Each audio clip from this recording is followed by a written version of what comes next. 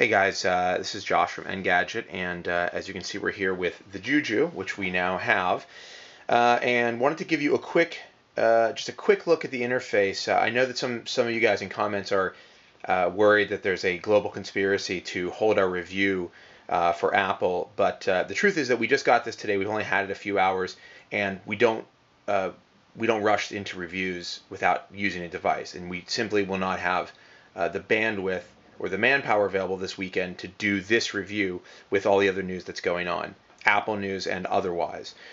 So we want to give it a fair shake. We want to give it a real review. So that's what we're going to do when we get a chance to review it, which is why I said in the post, we're not going to have it up until probably Sunday or Monday, early next week.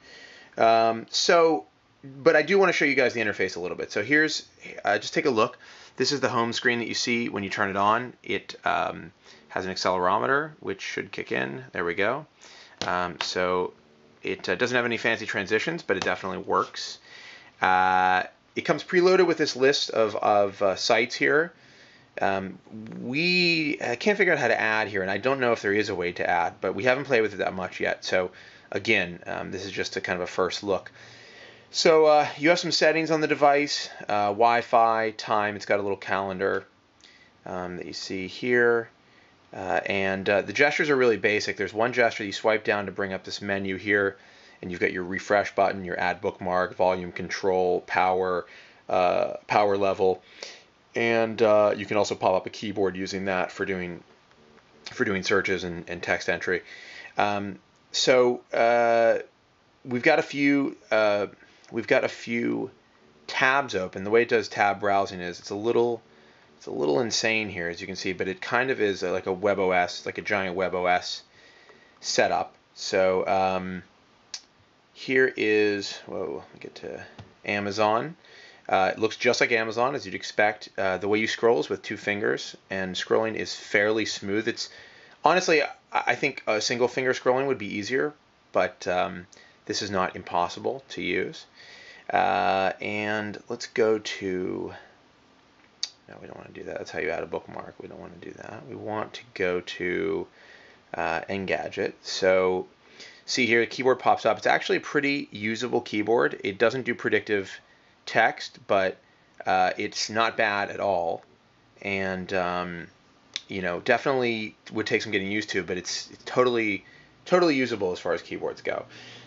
So here's Engadget. Everything loads up as it should. Rendering is pretty good on this. As you can see, scrolling is smooth, and it's got Flash. So if you're looking for playing Flash content, this obviously does it. Let's open YouTube here and show you.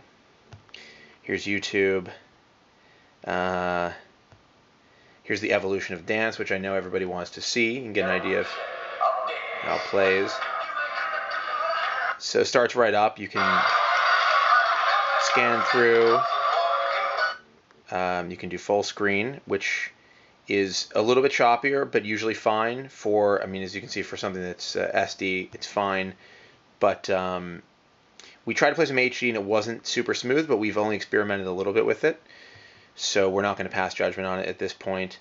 If you want to get rid of a page, you just swipe up, just like WebOS. And that's the gist of it. That's the basic operation. It's all web-based stuff. So there's no other apps here. There's no deeper level. There's not a music player or video player or anything. But we're going to be taking more of a look at this. We're going to have a review up. There is no conspiracy. We obviously want to provide quality reviews to you guys and not just shoot this stuff out without using the product. So that's it. That's a look at the JooJoo, and we'll have more very soon.